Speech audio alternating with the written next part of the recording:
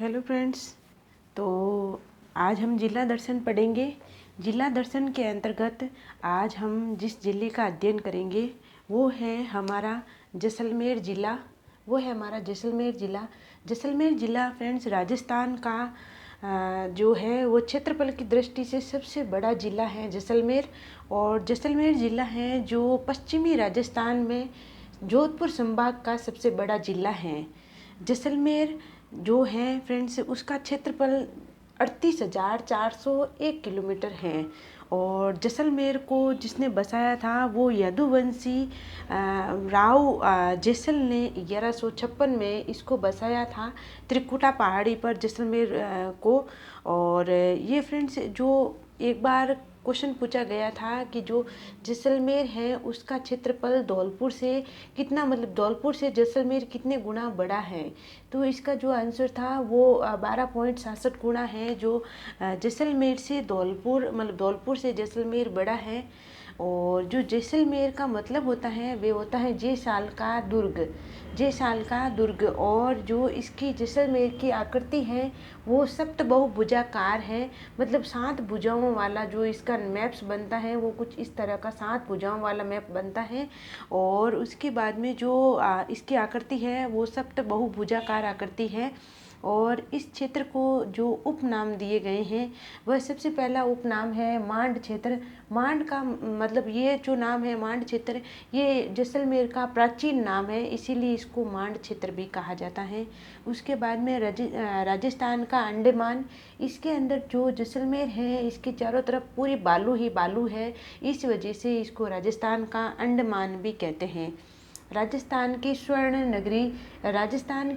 नगरी के नाम से जैसलमेर को इसलिए जाना जाता है क्योंकि जो सुबह की जो सूर्य की किरणें निकलती हैं उस टाइम, जिस टाइम इसमें धूल में बालू में जब सूर्य की किरणें पड़ती हैं तो वह एकदम सोने की तरह चमक उठता है रेत, और ये बिल्कुल एकदम गोल्डन लगने लगता है पूरा जिला, इसीलिए इसको राजस्थान की स्वर्ण नगरी के नाम से जाना जाता है।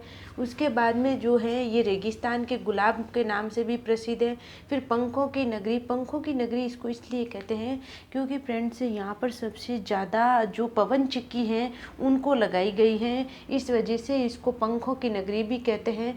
पीले पत्थरों का शहर, इसमें जो पत्थर निकलता है वो फ्रेंड्स पीले कलर का होता है बिल्कुल एकदम, और सोने की तरह चमकता है वो पत्थर, इसीलिए इसको पीले पत्थरों का शहर भी कहते हैं।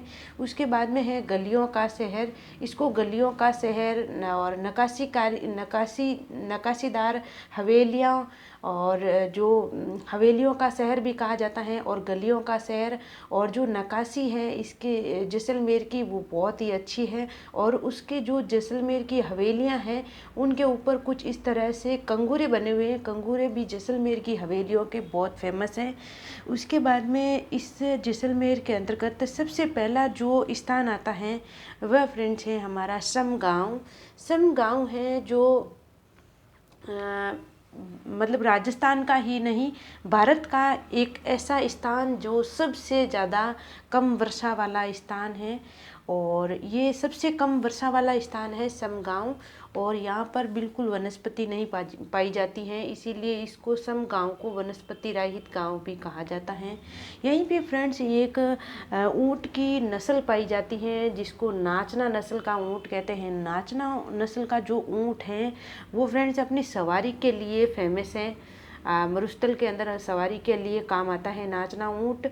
उसके बाद में जो है मरुस्थल की मार्च, जो समगांव की 3 चीज़ें हैं, सबसे कम जो कम वर्षा लेता है समगांव, वनस्पति रहित है समगांव, नाचना ऊँट जो है समगांव का फेमस है। उसके बाद में जो मरुस्थल की मार्च है वो भी सबसे ज़्यादा समगांव की है फ्रेंड्स। क्यों मरुस्थल की मार्च किसे कहते हैं, तो मरुस्थल की मार्च है जो आज यहाँ पर टिब्बा है कोई रेत का, तो वो कल सड़क के यहाँ पर चला जाएगा, मतलब मरुस्थल का आगे बढ़ना ही मरुस्थल की मार्च कहलाती है। उसके बाद में जो फ्रेंड्स हमारा एक क्षेत्र आ जाता है जिस क्षेत्र का नाम है पोखरण।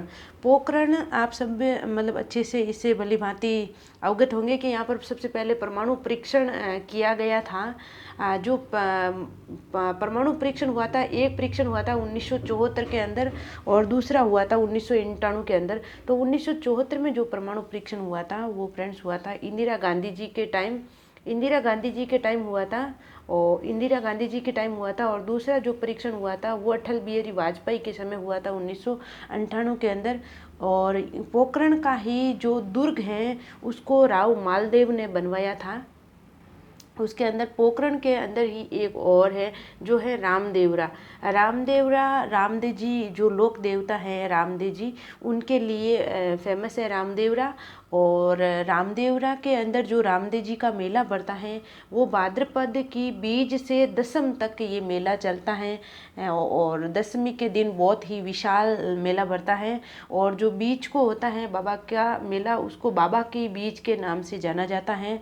और उसके बाद में एक NH-15 जो राज्य का सबसे लंबा राष्ट्रीय राजमार्ग है NH-15, वो भी जैसलमेर से ही होकर गुजरता है फ्रेंड्स। जो सबसे लंबा राष्ट्रीय राजमार्ग है NH-15, वो सबसे लंबा जो राष्ट्रीय राजमार्ग है NH-15 वो भी मतलब जैसलमेर से होकर गुजरता है।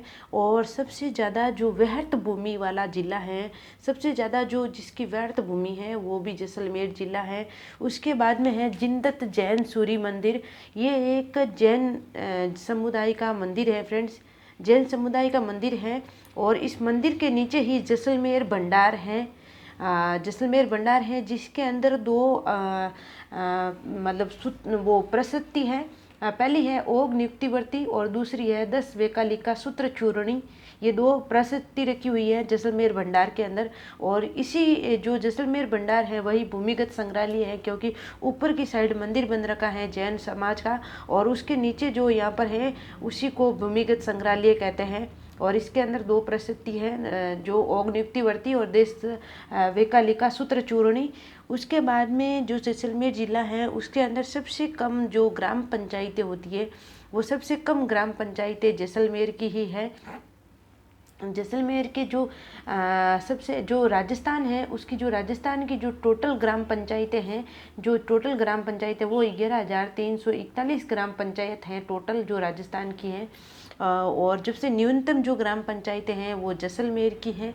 उसके बाद में न्यूनतम औद्योगिक इकाइयों वाला ज़िला, क्योंकि आपको पता होगा ये विषम परिस्थितियों वाला ज़िला है जहाँ पर संसाधन और बाज़ार इन सभी की सुविधा नहीं है। इस वजह से यहाँ पर जो औद्योगिक विकास होता है वो बहुत ही कम हुआ है, इसीलिए इसमें न्यूनतम औद्योगिक विकास वाली इकाइयों वाला ज़िला भी है जैसलमेर। उसके बाद में एक संग्रहालय है युद्ध संग्रहालय। तो ये एक बार क्वेश्चन भी देखा था मैंने LDC के अंदर, जिसमें पूछा गया था कि जो युद्ध संग्रहालय है वो कहाँ पर है। तो युद्ध संग्रहालय है जो फ्रेंड्स जैसलमेर के अंदर है युद्ध संग्रहालय। और जो युद्ध संग्रहालय है इसकी शुरुआत की गई थी 24 अक्टूबर 2015 को। और यहाँ पर एक और संग्रहालय है जिसका नाम है भूवैज्ञानिक संग्रहालय।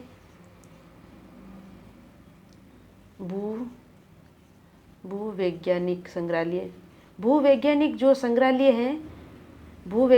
संग्रहालय है वो भी जैसलमेर के अंतर्गत ही है। ये भी क्वेश्चन एक बार पूछा था कि भूवैज्ञानिक संग्रहालय है वो कहाँ पर है, तो ये भी कहाँ है, ये भी जैसलमेर के अंदर है। और युद्ध संग्रहालय भी जैसलमेर के अंदर है। तो फ्रेंड्स इस तरह से मैंने जो आपको सामान्य फैक्ट्स थे जैसलमेर के बारे में उन सभी को बता दिया है। और हमारा आने वाला सेकंड पार्ट के अंदर जो भी जैसलमेर के महत्वपूर्ण स्थल हैं, दुर्ग हैं, मंदिर हैं, उन सभी का हम अध्ययन करेंगे सेकंड पार्ट के अंदर। तो इसी तरह मेरे वीडियो को देखते रहिए और मेरी क्लास अगर पसंद आती है तो लाइक करें ज़रूर से, आगे शेयर करें और ऐसे ही अपना सपोर्ट बनाए रखें। Thank you friends, thank you.